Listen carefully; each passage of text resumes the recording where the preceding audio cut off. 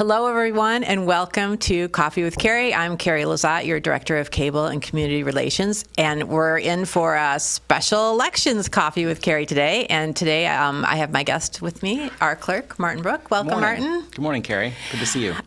So we'll just jump right into all of the election updates that we have. And I think you were telling me right before we were broadcasting that 15% of people have already voted absentee, and that, what was it, 3/4 of voting happens before Election Day.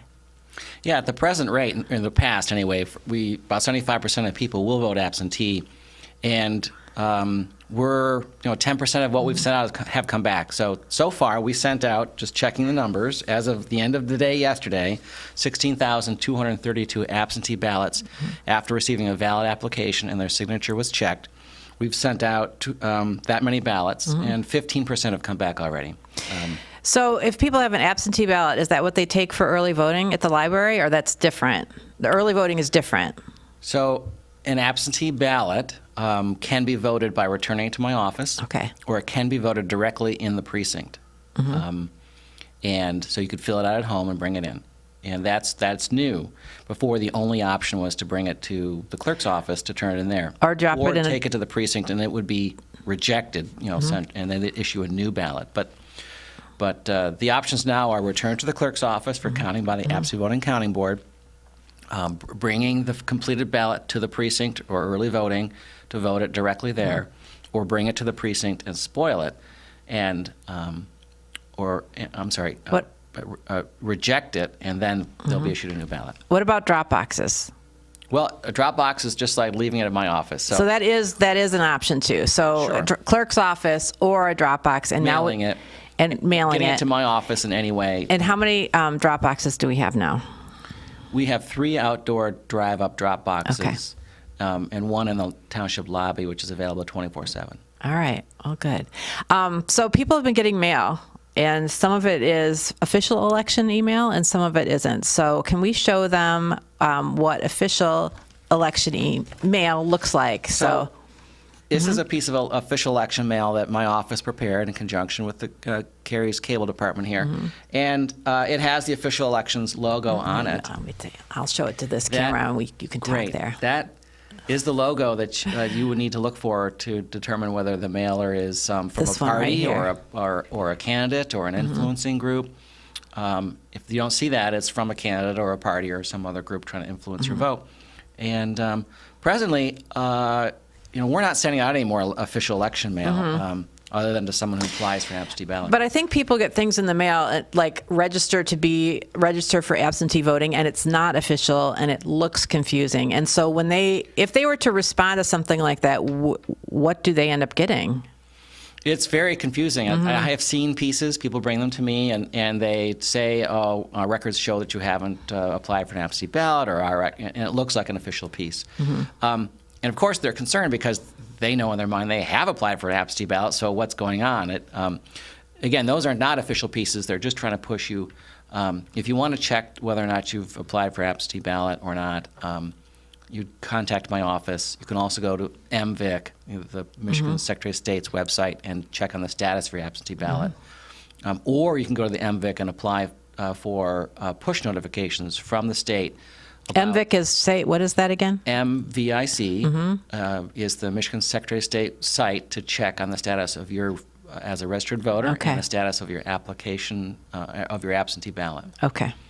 And all that information is available there, or you can call my office. Splitting your ticket. Let's talk about splitting your ticket, because there were ballots that were returned in the primary, maybe a few hundred, that weren't, because they split their ticket, they didn't count. But in the partisan section of that ballot would not count, because you cannot, it is illegal in Michigan to split your ticket in a partisan primary election, which is what August was. But now we're in a general. November 5th is a general, so you are able to split your ticket, but it can be a little confusing on how to do it. So if you can describe, like, just overall, how do you, can you check, I want to vote one side, and then pick out ones to vote for, or how does it work?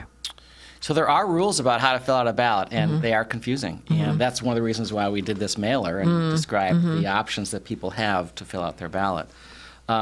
In the primary, you have to pick one party and stay in that lane. If you move from that lane, all your partisan selections would be invalidated. Any nonpartisan parts in August would be counted. In November, you can split your ticket. You can vote on both sides, Republicans and Democrats, Green Party, whatever you'd like. In November, as this flyer explains, I mean, you can vote straight ticket, which would automatically check every partisan box. You have to remember to turn over the ballot because there are nonpartisan races that straight ticket vote would not select for you. You can split your ticket, which means you can pick a partisan straight ticket spot and then override that selection in a particular race. That's not an overvote. You know, if you do that anytime you make a selection in a race, that overrides the straight ticket selection. Or you can do what's called mixed ticket, which is don't pick straight ticket at all and just vote every race. I think that's what I might do, just so that I make sure to get all the boxes right. We'll get ballots back. People are always want to be. They took the time to do this. They want to make sure it works, and we get ballots back where people will have picked straight ticket, and then they will have filled in every vote too. Yeah. So I think that's what maybe I do. It's confusing, and you want to make sure it's counted right. Okay, so for a race that has, by the way, can I say? I mean, if you vote in person and there's an error on the ballot, the tabulator will tell you if you've overvoted or if there's been some kind of error that might reject a vote. The tabulator will tell you. If you turn it in the absentee voting counting board, the tabulator is a machine, not a person. Tabulator is a machine, okay. not a person. It will tell you this, and you have a chance to fix it. Okay. If you turn it into the absentee voting counting board, and for instance, say you overvote, you cross party lines in August, like hundreds of people did, that those partisan choices were not counted. So if you're concerned about how to vote, call my office. We'll give you some information about the methods of voting, or go to a precinct because they also will instruct you on. And when you show up, you can ask questions if you're confused. You'll get instructions from the election workers about your options like straight ticket, mixed ticket. And who are all these election workers? Where do they come from? They're our neighbors and community members. Okay. We have one election worker who has worked more than 40 elections. Wow. And many of them have been doing this for a very long time. Now, I got to tell you, there's a lot of new rules and a lot of new procedures, and they are being trained and have been trained, but it's an important day for everybody. They're eager to get it right. You're eager to get it right. So give them some grace to take the time. People should pack their patience. They need to pack their patience if they Right. have questions. Right. Yeah. And one thing for sure, if you've been issued an absentee ballot and you chose not to turn into our office, you can go to the precinct and vote. But if you don't, I encourage you to bring that ballot with you in the envelope.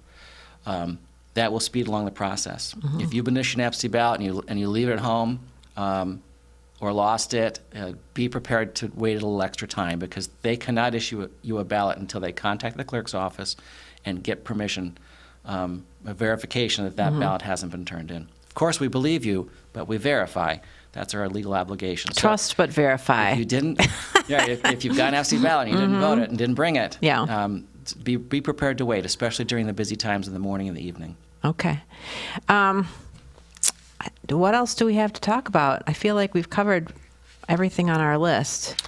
I'd like to mention, too, that for those folks, there's some deadlines related to absentee voting. If you decided to return in your absentee ballot to the clerk's office and you change your mind, you can do that. You can spoil the ballot. Okay. The deadline to spoil a ballot that's been turned in is Friday the 25th.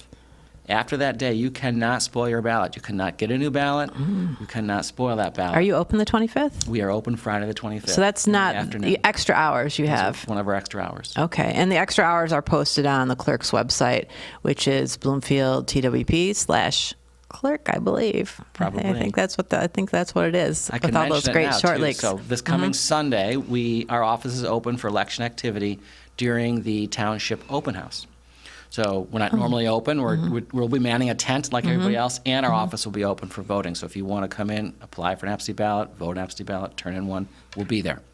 And the weather looks good for Sunday. So I think the open house is always a really good time to meet all the elected officials are around usually, and all the department heads, and to see what's going on throughout. And there's all kinds of fun things to do for the kids. So thanks for. What is it about the stage? That's going to be. Oh, the new stage is a new performance stage, so that we can add some cultural flair to the open house this year. So that's a new addition where can't we'll wait to have. see it. Yeah, I'm really excited about it. A lot of I think we've got 5 or 6 community events, and then if you want to get there early, we're going to have the Bloomfield Hills High School marching band is going to kind of kick off things with a parade right in front of the high school over to the township. Not very far, but it's just always like great energy to have a marching band. Well, so. I love marching bands. Yeah, Who doesn't? Yeah, I know, right? It's so fun. Yeah. Yeah. Yep. And then you can eat food trucks and all kinds of giveaways. So it's going to be a good time. Great. Well, my office is excited, by the way, about the election. We have a countdown clock going and a countdown board. They're working now. We've been working really all year preparing for this time. Yeah. Lots of changes in the laws that we're always reviewing and digesting and preparing to apply and train our teams on. But this is showtime for the clerk's office and the staff, and we're eager to get to election day and work through that. And there are also now post-election activities. So, by the way, if someone their ballot application or absentee ballot signature didn't match our records, we notify them of that. They have until Friday after the election to correct a signature that's not accepted, and that's 5 o'clock on the Friday after the election. So that's also one of those new features, and individuals should be aware of that. Well, we're just trying to make voting easier and more accessible for everybody. And right? still secure as it always has been. Yes, awesome. Thank you. Well, thanks, Martin. Thanks for doing the special elections edition of Coffee with Carrie, and I wish you the best for the election. Thank you. Appreciate it. See you next time.